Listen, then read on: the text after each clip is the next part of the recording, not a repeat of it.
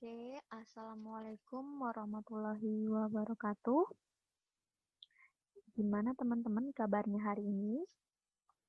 Semoga teman-teman dalam keadaan sehat dan selalu menjaga kebersihan.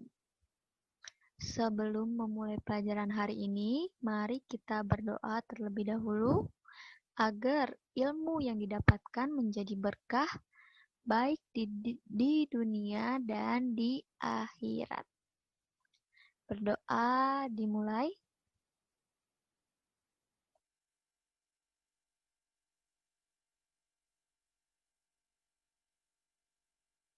Berdoa selesai. Oke teman-teman, di pertemuan ketiga pada bab kedua, kita akan membahas tentang fungi dan plante. Sebelumnya, Ibu ingin flashback dulu nih.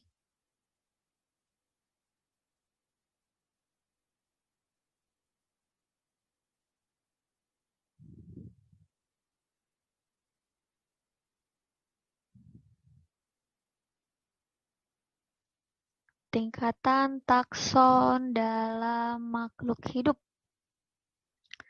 Dari yang tertinggi sampai yang terendah. Dimulai dari kingdom, filum atau divisi, kelas, ordo, famili, genus, spesies, dan varietas. Jadi, dari atas ke bawah, kesamaan cirinya semakin banyak. Oke. Nah, sebelumnya kita kan belajar mengenai ada 5 kingdom dalam makhluk hidup. Ada kingdom Monera, Protista, fungi, plante, dan mamalia.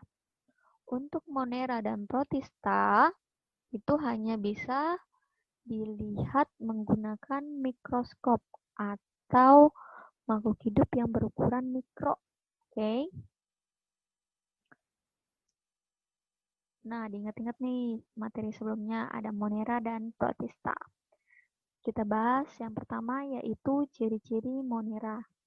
Yang pertama berukuran mikro, hidupnya berkoloni atau bergerombol.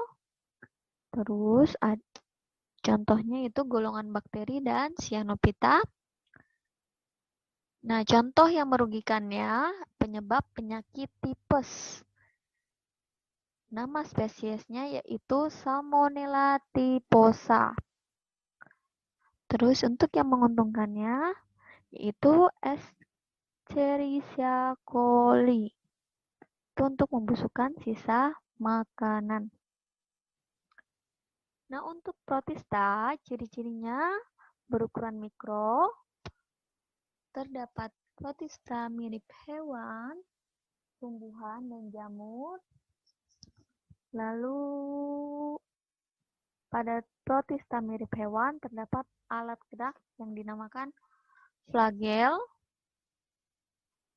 Contoh spesiesnya yang merugikannya untuk Protista yaitu Plasmodium malariae, penyebab penyakit malaria, dan yang menguntungkannya itu radiolaria sebagai alat gosok. Nah, kita sampai ke materi hari ini, yaitu fungi dan plante. What is fungi? Fungi adalah makhluk hidup yang tidak berklorofil. Hidupnya di tempat lembab, terus hidupnya itu saprofit. Makanannya dari sisa-sisa makhluk hidup yang sudah mati.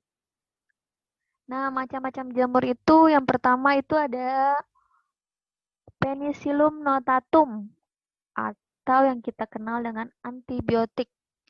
Jadi pembuatan antibiotik ini menggunakan jamur Penicillium. Terus ada pembuatan tempe, nama spesiesnya yaitu Rhizopus oryzae. Nah, bentuknya ini jika di zoom menggunakan mikroskop berbentuk seperti kipas. Lalu ada Volvariella volvaceae atau jamur merang. Ini yang biasa teman-teman makan sehari-hari atau yang biasa digunakan untuk jamur crispy. Ada Auricularia polytricha. Ini dinamakan jamur kuping yang biasa untuk sayuran. Lalu ada Aspergillus wenti. Jamur ini biasanya untuk pembuatan kecap. Oke, teman-teman bisa ingat? Ada Penicillium rhizopus volvaria, terus ada Auricularia, ada Aspergillus wenti. Next, kita ke materi selanjutnya yaitu plante. What is plante? Plante adalah makhluk hidup yang berklorofil. Kalau jamur tidak berklorofil, kalau plante berklorofil dan mampu melakukan fotosintesis. Macam-macam plante itu ada 3.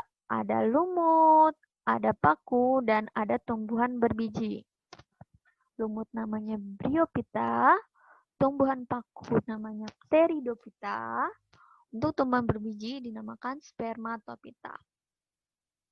Jika teman-teman bingung menggunakan lumut dan paku, ingat saja paku depannya huruf P, berarti bahasa Latinnya itu Pteridophyta, depannya P juga. Kita ke yang pertama yaitu Bryophyta atau lumut. Ciri-cirinya mempunyai batang dan daun sederhana. Jadi belum bisa nih dibedakan antara batang dan daunnya. Terus akarnya berupa rizoid atau belum sempurna. Pergiliran keturunannya yaitu fase gametofit dan sporofit. Alat perkembangbiakan jantan dinamakan antheridium dan betina dinamakan archegonium. Nah, klasifikasi lumut itu ada 3. Ada lumut daun, lumut hati, dan lumut tanduk. Ini contohnya nih. Markantia sp ini namanya lumut hati. Sedangkan sphagnum namanya lumut daun. Dan yang berbentuk seperti tanduk ini, Anthoceros, dinamakan lumut tanduk. Oke, kita lanjut ke materi selanjutnya yaitu Pteridophyta atau tumbuhan paku. Ciri-cirinya mempunyai akar, batang, dan daun sejati. Jadi sudah bisa dibedakan antara akar, batang, dan daunnya. Terus akarnya berupa rizoma atau serabut-serabut kecil.